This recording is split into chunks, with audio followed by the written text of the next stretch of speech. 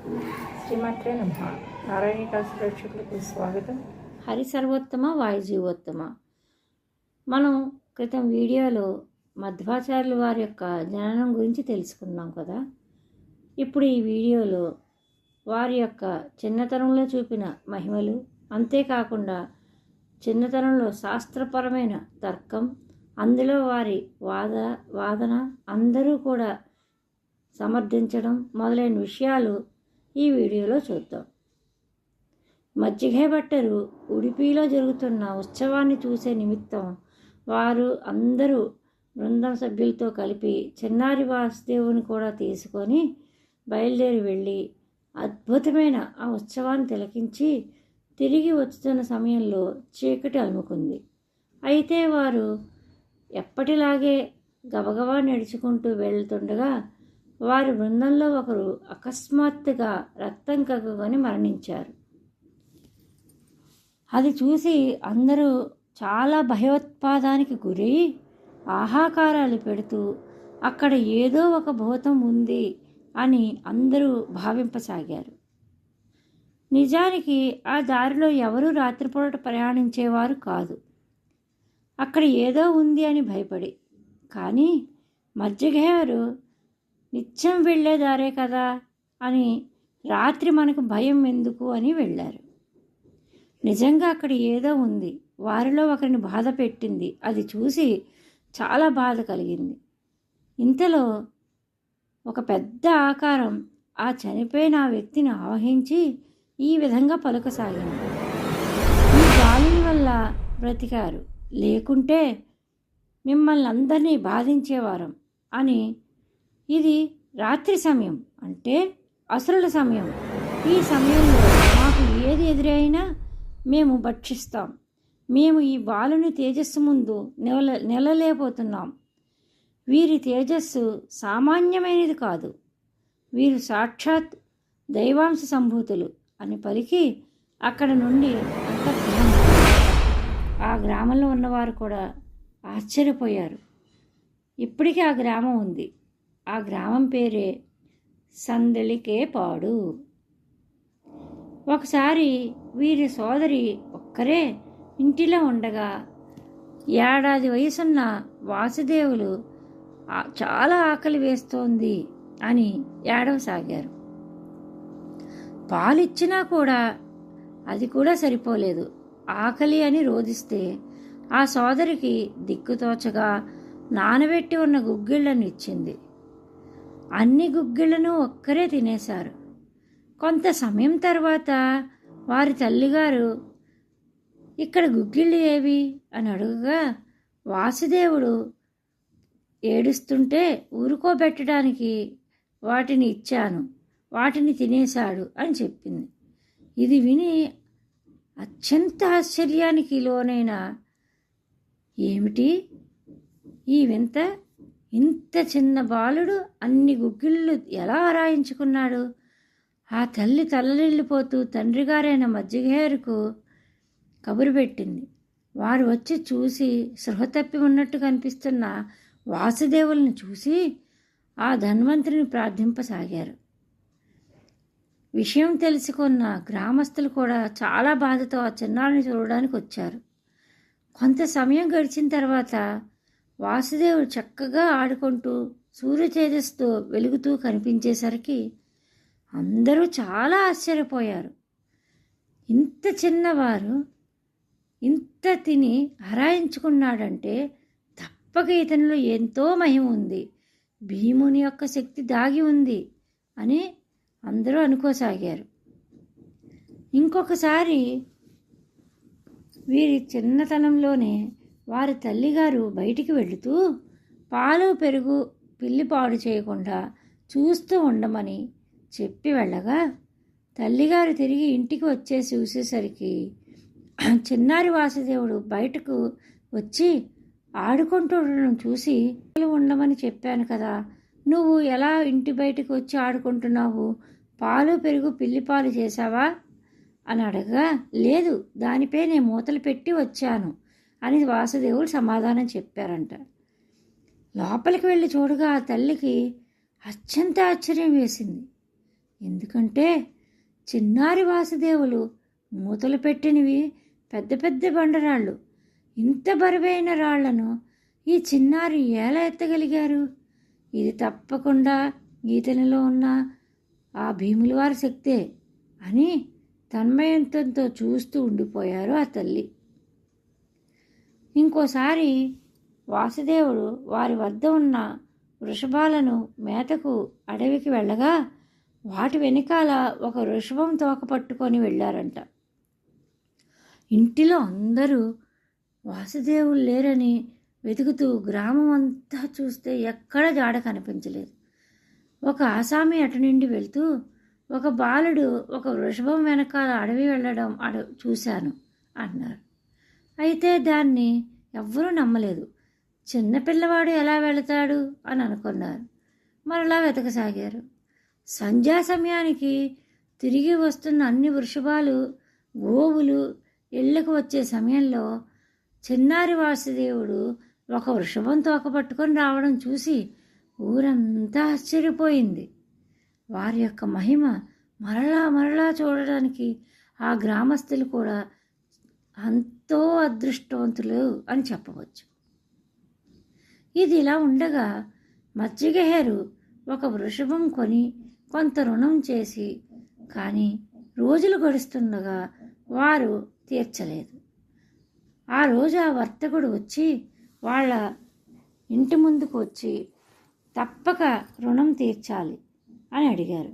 కొన్ని రోజులు గడివిమ్మండి అని అడుగుగా వారు కుదరదు అని అక్కడే కూర్చోగా ఈ విషయం తెలియని చిన్నారి వాసుదేవులు తండ్రి గారిని భోజనానికి రమ్మని పిలవగా ఆ చిన్నారి పిలుపు విని మజ్జిగారు, నీవు వెళ్ళు నాయన, నాకు ఆకలి లేదు అని పలికారు. ఇది విన్న వాసుదేవులు వారి సోదరుని అడుగుగా ఆ సోదరి ఈ విధంగా చెప్పింది. ఆ వచ్చిన వారు మనం ధనం ఇవ్వాలి, అది ఇవ్వకుండా వారు ఇక్కడ నుండి వెళ్ళరు. అందుకే తండ్రి గారికి ఏమి చెయ్యాలో తెలియడం లేదు, అందుకే అలా కూర్చున్నారు అన్నది. అది విన్న చిన్నారి వాసుదేవుడు ఆ వర్తకుడి వద్దకు వెళ్ళి, మీరు నాతో రండి అని పిలవగా చాలా ముగ్ధ మనోహరంగా సూర్యకాంతితో వెలుగుతున్న ఆ వాసుదేవులు పిలిచిన వెంటనే ఆ వర్తకుడు వెళ్ళాడు. వారింటి ఆవరణలో ఉన్న చింత చెట్టు వద్దకు వెళ్ళి ఆ చెట్టు కింద ఉన్న కొన్ని చింతపిక్కలు తీసి వారికి చెయ్యి పట్టండి అని అడగగా ఆ బాలుని చేష్టలకు వారు కొంత నవ్వుకొని సరే అని చెయ్యి పట్టగా ఆ చిన్నపిల్లవాడు ఆ చేతిలో చింతపిక్కలు పెట్టి, ఇంకా మీకు మా తండ్రి గారి రుణం తీరిపోయింది అని తెలిపారు, మీరింకా వెళ్ళండి అని అడగా వారు ఆశ్చర్యంగా చూస్తుండగానే ఆ చింతపిక్కలు బంగారు నాణాలుగా మారిపోయాయంట. వారు ఆశ్చర్యచకితులై ఇంకేమీ మాట్లాడాలో తెలియక అక్కడి నుండి వెళ్ళిపోయారు.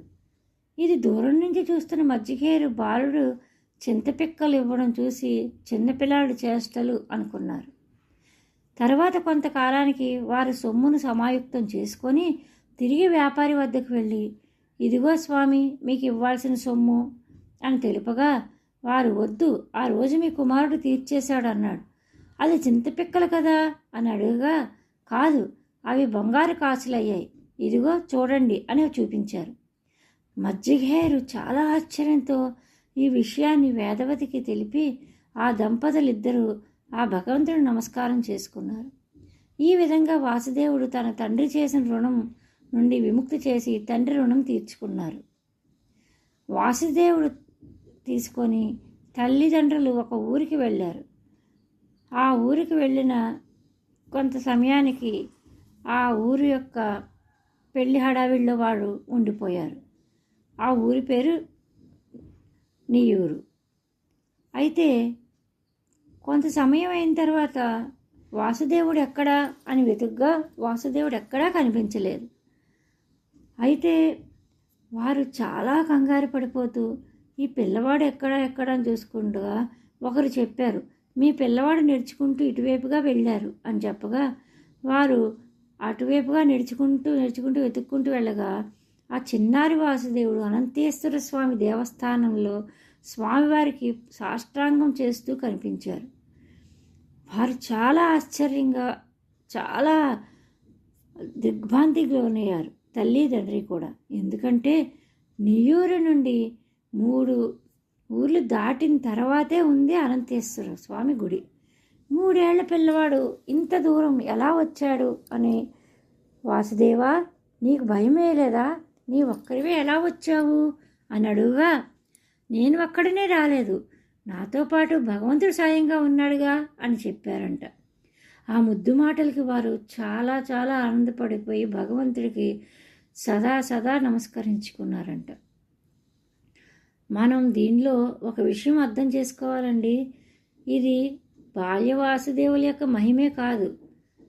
ఆచార్యులు వారు మనకు చెప్పదలుచుకున్నది ఏమిటంటే, మనం ఎప్పుడూ ఒంటరి వారం కాదు, మనతో పాటు భగవంతుడు ఉన్నాడు అని హెచ్చరికతో ఉండి ఎటువంటి భయము లేకుండా ధార్మికమైన జీవితాన్ని మనం గడపాలి అనడానికి ఇది ఒక సందేశంగా కూడా మనము తీసుకోవచ్చు.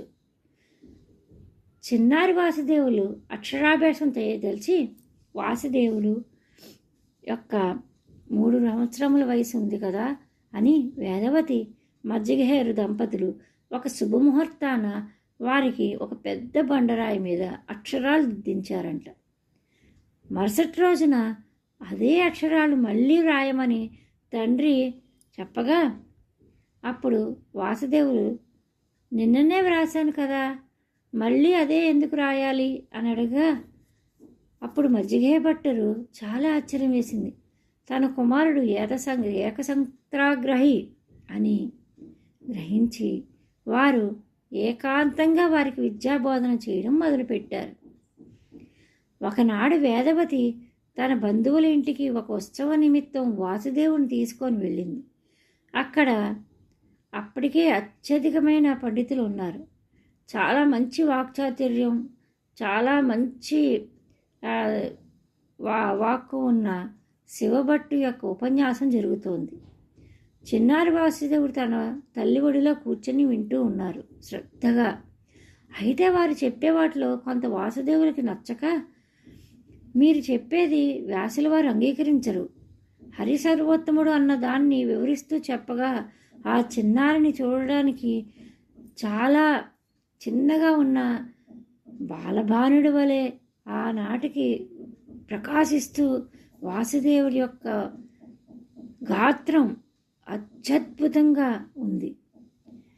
అది విని కంగుతున్న శివభట్టు దాన్ని ఖండించలేకపోయారు. అది చూసి అక్కడ ఉన్న వారందరూ కూడా ఆశ్చర్యపోతూ అదే వాసుదేవుల యొక్క మొదటి పండిత తర్కం, దానిలో వారు విజయం కూడా సాధించారు. ఇంటికి వచ్చిన తర్వాత తన తండ్రిని ఈ విధంగా విషయమంతా చెప్పగా, వాసుదేవుడి యొక్క నోటి నుంచి వచ్చిన ఆ శారదా ప్రవాహాన్ని తండ్రి మంత్రముగ్ధుడై ఇంత చిన్న వయసులో ఇంత అర్థవంతమైన తర్కం చూసి వారు మనస్సు చాలా ఉప్పొంగిపోయింది. వారు నిశ్చేష్టులే చూస్తూ ఉండిపోయారు. ఇంత చెప్పి తర్వాత చిన్నారి వాసుదేవుడు, అప్పా మీరు చెప్పండి, ఎవరిది సరి అయిన వాదన అని అడుగుగా, తండ్రి వాసుదేవుని యొక్క ప్రతిభను గుర్తించి, నీవు చెప్పింది సరి అయినదే నాయనా అని చెప్పి వారిని మనస్ఫూర్తిగా ఆశీర్వదించారు. మరి ఒక వీడియోలో మిగిలిన విషయాలన్నీ తెలుసుకుందాం. మీరు ఈ వీడియోని షేర్ చేయండి, లైక్ చేయండి, సబ్స్క్రైబ్ చేసుకోండి. శ్రీమాత్రే నమః. హరి సర్వోత్తమ వాయుజోత్తమ. శుభమస్తు.